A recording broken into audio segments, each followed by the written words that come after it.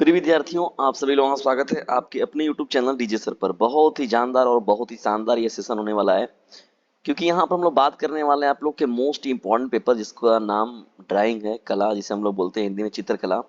कक्षा 10 के विद्यार्थियों के लिए ये पेपर एडिशंस, अभी हाल ही में ये पेपर हुआ है एडिशंस और बहुत ही इंपॉर्टेंट है। पीपी देखिए, पीपीई कोड एडिशंस और कोड से ज्यादा मोस्ट इंपॉर्टेंट इसमें अंदर के प्रश्न हैं।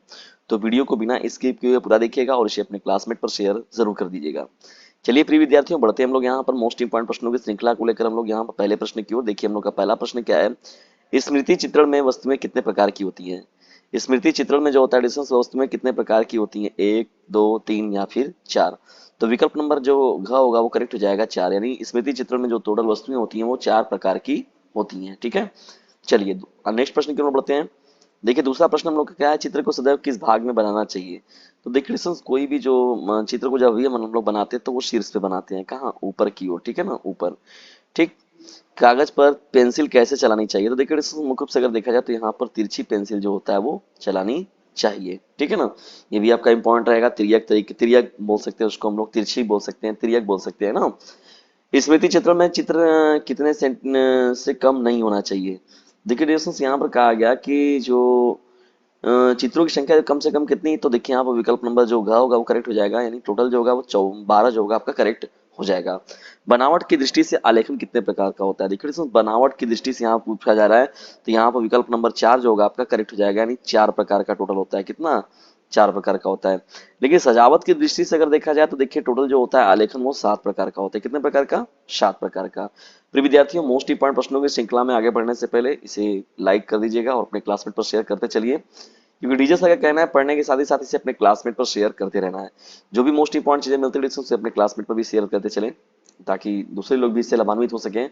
नारंगी किन दो रंगों का मिश्रण होता है। लाल, हरा, पीला, नीला, लाल, पीला, कोई नहीं। देखिए दोस्तों, बात यहाँ पर हो रहा है नारंगी रंग का। तो नारंगी रंग जो मुख्य रूप से होता है वो लाल और पीला को मिलाकर बनाया जाता है। किसको, लाल और पीला को मिलाकर बनाया जाता है नारंगी रंग को। ठीक है।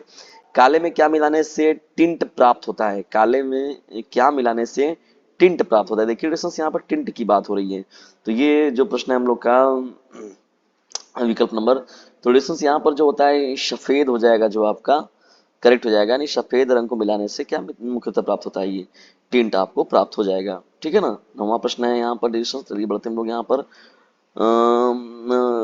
बिना ब्रश की सहायता से कौन सा रंग लगाया जाता है। बिना ब्रश की सहायता से कौन सा रंग लगाया जाता है।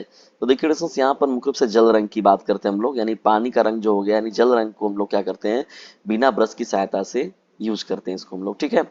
10वां, ब्रश की सहायता से कौन सा रंग लगाया जाता है। देखिए दोस्तों, ये भी मोस्ट इंपॉर्टेंट प्रश्न हो जाएगा आप लोगों का, यानी ब्रश की सहायता से कौन सा रंग लगाया जाता है ना। तो बिना ब्रश की सहायता से लगाते हैं हम लोग, जो यहाँ पर पानी का रंग हो गया। और कौन सा रंग जो होता है डिस्टेंस, ब्रश की सहायता से लगाया जाता है। तो बताइए डिस्टेंस, यहाँ पर कमेंट बॉक्स में सीधा सीधा प्रश्न है, यहाँ पर आप लोगों से पूछा गया है। बताइए सीधा सीधा एकदम उत्तर भी हो जाएगा इसका। डिस्टेंस क्या हो जाएगा आपका, जल रंग जो होगा आपका करेक्ट हो जाएगा। ठीक है ना। चलिए बढ़ते हैं नेक्स्ट प्रश्न की ओर। कौन सा रंग सर्वाधिक पारदर्शी होता है। कौन सा रंग जो होता है देखिए यहाँ पर जो है ब्रश की सहायता से कौन सा रंग लगाया जाता है। तो यहाँ पर देखिए ये बिना ब्रश की सहायता से लगाया, तो ब्रश की सहायता से तो ये जल रंग तो हो गया, यहाँ पर तो ये नहीं होगा। इसका बताइए इन दोनों में से कौन सा आपका राइट आंसर है। कौन सा रंग सर्वाधिक पारदर्शी होता है। 11वां देखिए प्रश्न है, कौन सा रंग जो होता है ब्रश की तो ये तो हो गया आपका, कौन सा रंग सबसे अधिक पारदर्शी होता है। तो यानी देखिए डिस्टेंस, यहाँ पर जो जल रंग होता है यानी पानी का रंग जो होता है वो सबसे ज्यादा सर्वाधिक पारदर्शी होता है। कमरे के छत हेतु कौन सा आलेखन उपयुक्त होता है। नहीं, कमरे के छत हेतु कौन सा आलेखन उपयुक्त होगा। कोने का आलेखन, केंद्रीय आलेखन, मुख्य पृष्ठ, इनमें से कोई नहीं।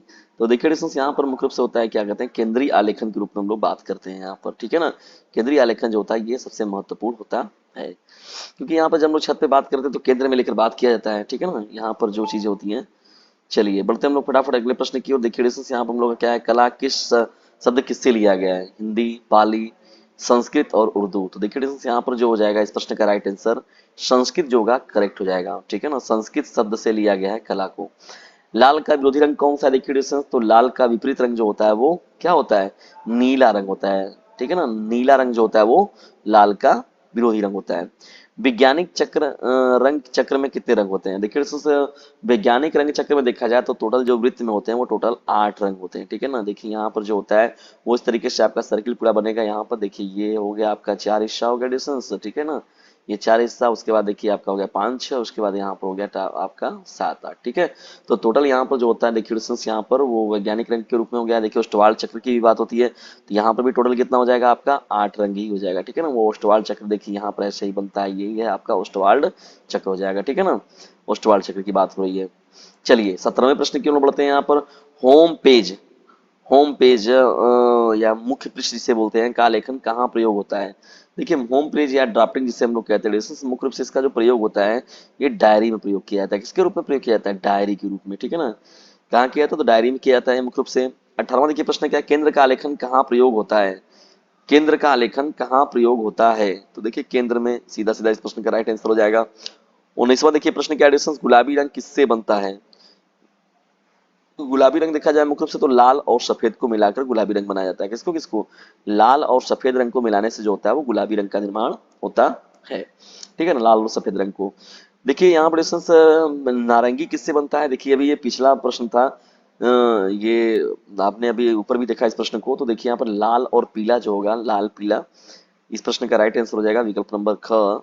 तो लाल पीला जो होता है वो नारंगी से नारंगी रंग बनता है। ये यही जब भी लाल और पीला मिलेंगे तो वो नारंगी रंग का निर्माण करेंगे। प्रिय विद्यार्थियों, ये तो हो गए बहुविकल्पी प्रश्नों की श्रृंखला। देखिए कोई भी सेट मिलेगा तो यहाँ से 5-10 प्रश्न जो है आपके एग्जाम में देखने को जरूर मिलेंगे, मोस्ट इंपॉर्टेंट है। प्राथमिक, इसके अलावा यदि आप अगर किसी और भी सेट को देना चाहते हैं उसमें प्राथमिक रंग कौन है, द्वितीय रंग कौन है, ठीक है ना, और उसमें कौन किसका विपरीत रंग है, ठीक है ना, किसके लिए कौन सा ब्रश चाहिए, ये जो होता है बेसिक क्वेश्चन है 20 नंबर के प्रश्न में। ऐसे प्रश्न जो है बार बार पूछे जाएंगे, ठीक है। और यहाँ पर देखिए जो यहाँ पर जो दिया गया, यहाँ पर जो है ये पूरा लेखन है देखिए। फिर यहाँ पर चालू हो गया आप लोगों का